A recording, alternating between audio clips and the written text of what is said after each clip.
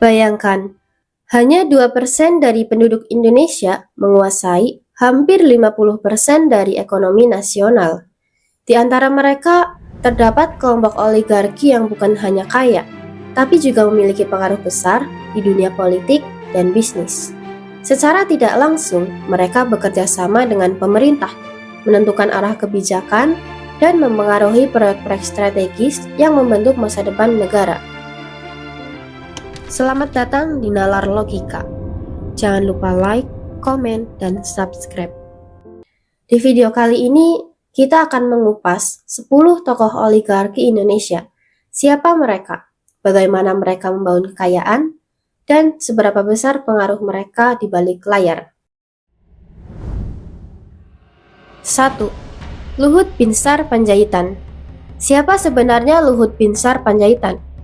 Jenderal yang berubah menjadi salah satu oligarki yang paling berpengaruh di Indonesia. Mari kita bongkar perjalanan hidupnya, dari militer hingga ekonomi dan politik. Ia lahir di Tapanuli pada September 1947.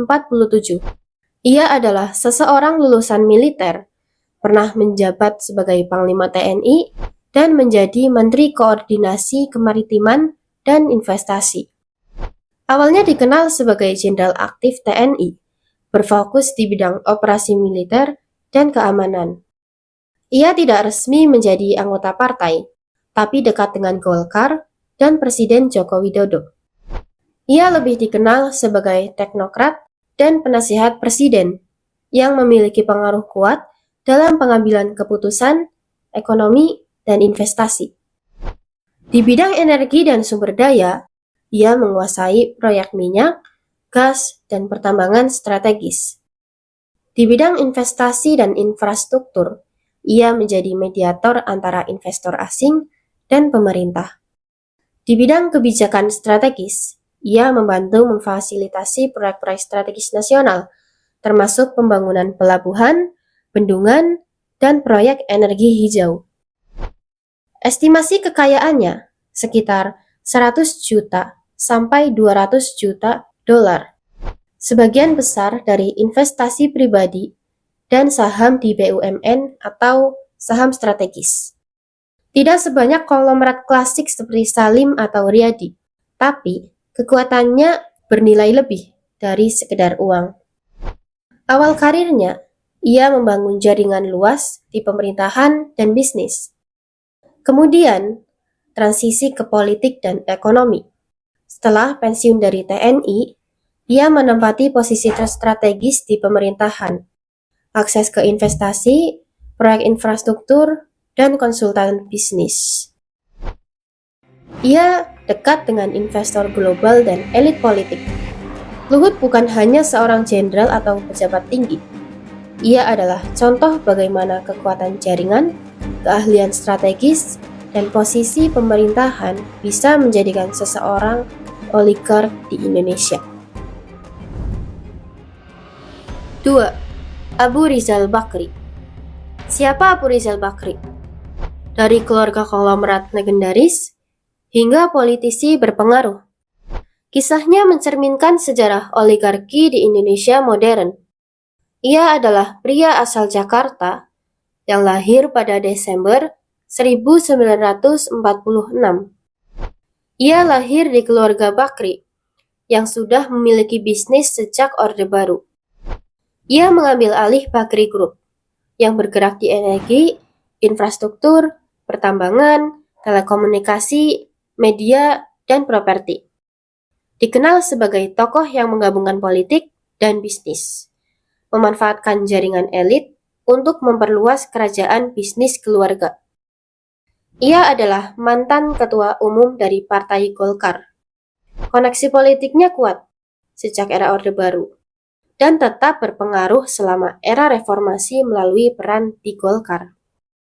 Kekuatan politiknya digunakan untuk mendukung bisnis keluarga, mempermudah akses proyek pemerintah, dan lobi regulasi.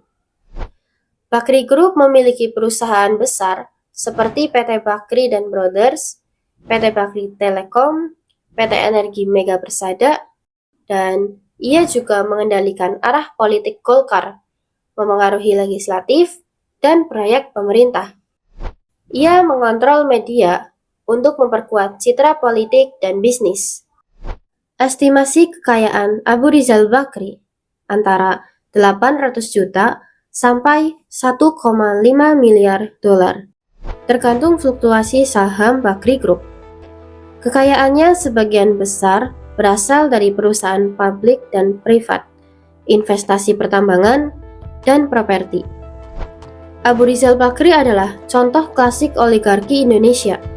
Kekayaan turun-temurun dikombinasikan dengan kekuatan politik. Bisnis dan politik berjalan seiring, membuatnya tetap berpengaruh hingga kini. 3. Chairul Tanjung. Chairul Tanjung adalah seorang pedagang kecil yang menjadi salah satu konglomerat paling berpengaruh di Indonesia.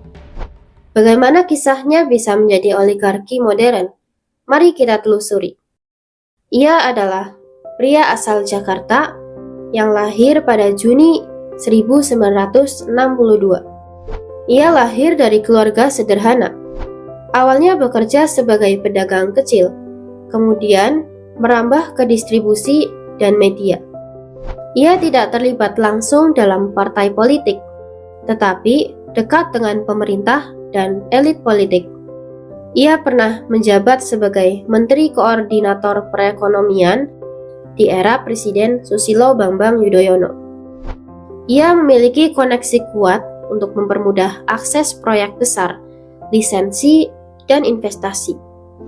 Pengaruhnya di Citicorp menguasai Bank Mega, Transcorp, media dan retail, Carrefour Indonesia, properti, dan hiburan. Media dan retail mengontrol media besar, memengaruhi opini publik, dan bisnis hiburan. Di bidang bisnis dan pemerintah, sering menjadi jembatan antara investor asing dan proyek pemerintah. Estimasi kekayaannya sekitar 1 sampai 1,5 miliar dolar. Kekayaannya bersumber dari banking, media, retail, dan properti. Chairul Tanjung membuktikan bahwa oligarki di Indonesia tidak selalu turun-temurun. Dengan visi, koneksi, dan strategi, seseorang pengusaha bisa menjadi salah satu tokoh paling berpengaruh di negeri ini. 4. Antoni Salim. Antoni Salim, sosok di balik kerajaan Salim Group, salah satu konglomerat terbesar di Indonesia. Bagaimana dia membangun kekayaan dan pengaruhnya? Mari kita bongkar. Ia adalah pria asal Jakarta yang lahir pada Oktober 1949. Ia lahir di keluarga Tionghoa dan Indonesia kaya. Salim Group didirikan oleh ayahnya, Sudoyono Salim, dan Antoni mewarisi sekaligus mengembangkan bisnisnya. Fokus utamanya di bidang makanan, agribisnis, perbankan, dan retail. Ia tidak terlibat langsung dalam politik, namun memiliki koneksi dekat dengan pemerintah, terutama terkait izin usaha, impor bahan pangan, dan proyek industri strategis. Ia memengaruhi ekonomi dan regulasi melalui jaringan bisnis elit, bukan politik formal. Pengaruhnya adalah Indofood, perusahaan makanan terbesar di Indonesia, produsen mie instan. Bank Sentral Asia atau BCA, pengaruh besar di sektor perbankan.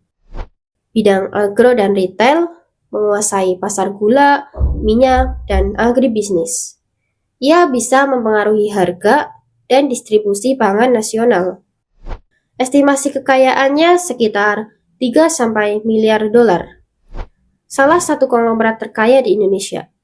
Kekayaannya sebagian besar dari Indofood, bank, dan investasi global. Antoni Salim adalah contoh oligarki klasik. Kekayaan turun-temurun diperkuat dengan strategi cerdas di sektor vital. Ia bukan hanya kaya, tapi juga berpengaruh dalam menentukan arah ekonomi Indonesia. 5. Hari Tanusudibjo. Hari Tanusudibjo adalah seorang pengusaha media yang juga aktif di politik. Bagaimana dia membangun kerajaan bisnis dan pengaruhnya hingga menjadi salah satu oligarki di Indonesia? Mari kita telusuri. Ia adalah seorang asal Surabaya yang lahir pada September 1965. Ia lahir dari keluarga pebisnis, termasuk ke dunia media, hiburan, dan periklanan. Ia dikenal sebagai pengusaha yang agresif memperluas jaringan media di Indonesia. Ia aktif secara politik. Ia adalah pendiri Partai Perindo. Ia dekat dengan beberapa elit politik, sering muncul di media untuk membangun citra politik dan bisnis. Strateginya adalah media plus politik. Pengaruhnya di MNC Group, menguasai RCTI, Global TV, MNC TV, dan media digital. Di bidang media dan politik, untuk membentuk opini publik, memperkuat posisi politik, dan mendukung bisnis. Estimasi kekayaannya sekitar 600 juta sampai 1 miliar dolar.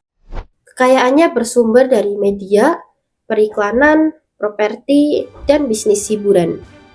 Hadi Tanusudibjo adalah contoh oligarki modern yang memanfaatkan media dan politik sebagai senjata. Kekayaannya bukan sekedar uang, tapi juga pengaruh yang bisa menggerakkan opini dan kebijakan.